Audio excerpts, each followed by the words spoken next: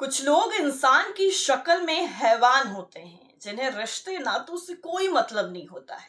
और आज की जो स्टोरी हम आपको बताने जा रहे हैं वह इस बात को साबित भी करती है और ये भी बताती है कि जब किसी के सिर पर खून सवार होता है तो वो कैसे अपने आप को खो बैठता है।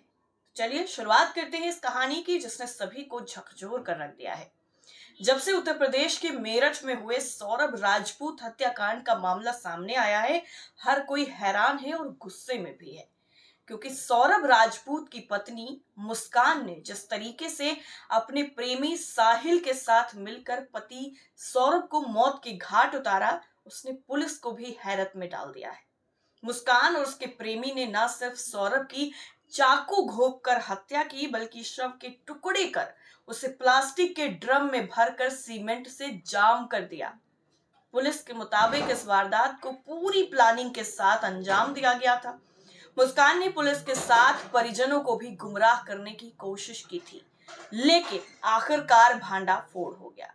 अब आइए जानते हैं कि पुलिस की पूछताछ में क्या क्या खुलासे हुए हैं।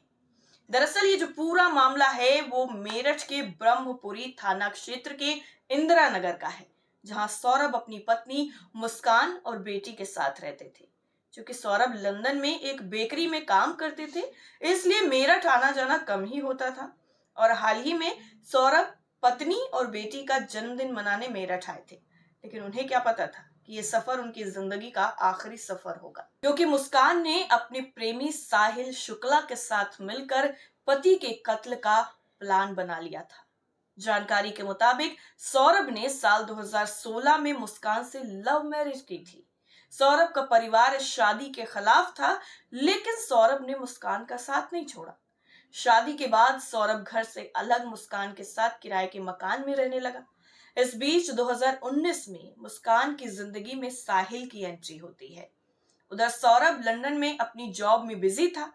साहिल मुस्कान पहले साथ पढ़ते थे, बीच में अलग हो गए थे और सालों बाद जब दूसरी बार मिले तो उनके बीच में नजदीकियां काफी ज्यादा बढ़ गई। मुस्कान और साहिल के अफेयर के बारे में सौरभ को भनक लग गई थी। वहीं सौरभ के विदेश में रहने के दौरान मुस्कान और साहिल का रिश्ता और ज्यादा गहरा होता चला गया। साहिल अब मुस्कान से शादी करना चाहता था, लेकिन सौरभ के रहते हुए ये मुमकिन ही नहीं था। ऐसे में साहिल ने मुस्कान पर दबाव बनाया कि वो सौरभ से छुटकारा पाले।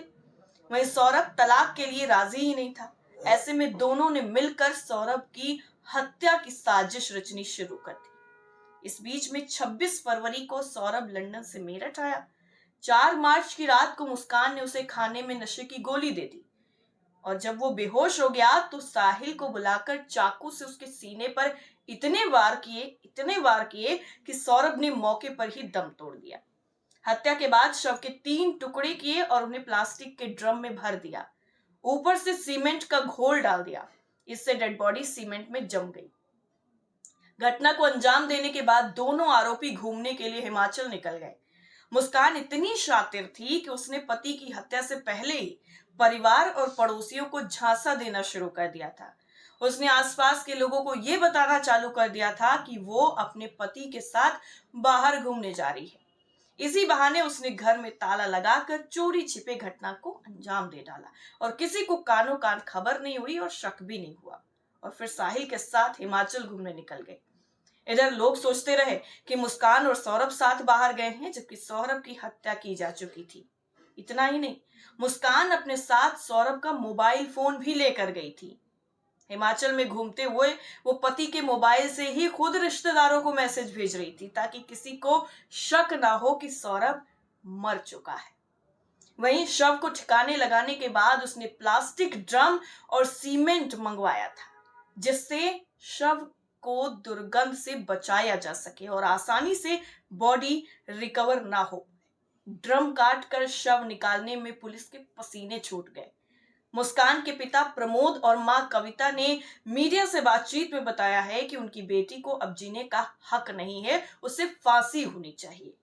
मुस्कान की मां कविता ने बताया कि 1 मार्च के दिन सौरभ अपनी 6 साल की बेटी को लेकर हमारे घर छोड़कर चला गया था। साजिश के तहत 4 मार्च की रात मुस्कान ने सौरभ को खाने में दवाई मिलाई और उसे बेहोश कर दिया। फिर चाकू से हमला कर उसकी हत्या कर दी और लाश को ड्रम में पैक कर दिया। मुस्कान के माता पिता का कहना है कि उन्हें शक हो रहा था कि आखिर 1 मार्च के बाद सौरभ कहाँ गया। वो कोई बात भी नहीं कर रहा था और मुस्कान उनकी सौरभ से बात भी नहीं करवा रही थी। वो हमेशा कोई ना कोई बहाना बना देती। इसके बाद जब 17 मार्च की सुबह मुस्कान ने फोन किया और बताया कि सौरभ से उसकी लड़ाई हुई है, सारी बात घर आकर बताएगी। मुस्कान के माता पिता का यह भी कहना है कि बेटी कुछ ही देर में घर आ गई और आते ही रोने लग गई। इस दौरान बेटी ने कहा कि सौरभ को उसके परिवार वालों ने मार दिया है।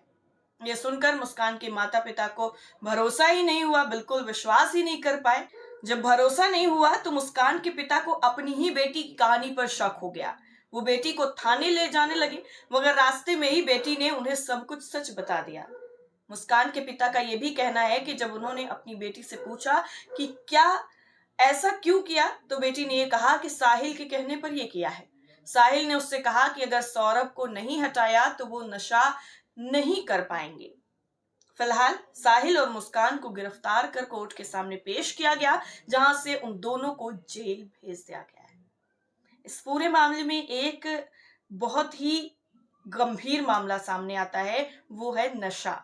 जी हाँ, साहिल ने यह दबाव बनाया मुस्कान पर कि अगर सौरभ को रास्ते से नहीं हटाया गया तो वो नशा नहीं कर पाएंगे, और नशे की ऐसी लत लगी कि अपने पति को भी मारने से पहले एक बार मुस्कान ने नहीं सोचा।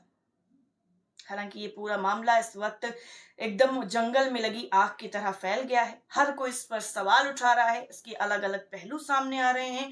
मुस्कान और साहिल का पुलिस की कस्टडी में वीडियो सामने आया है और भी कई तरीके के इसमें खुलासे हो रहे हैं, लेकिन जिस तरीके से साहिल ने और मुस्कान ने मिलकर सौरभ की हत्या की है वो बेहद ही दहला देने वाला है।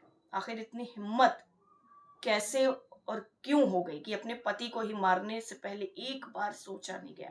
पूरी कहानी पर आपकी राय क्या है, आप हमें जरूर बताइएगा।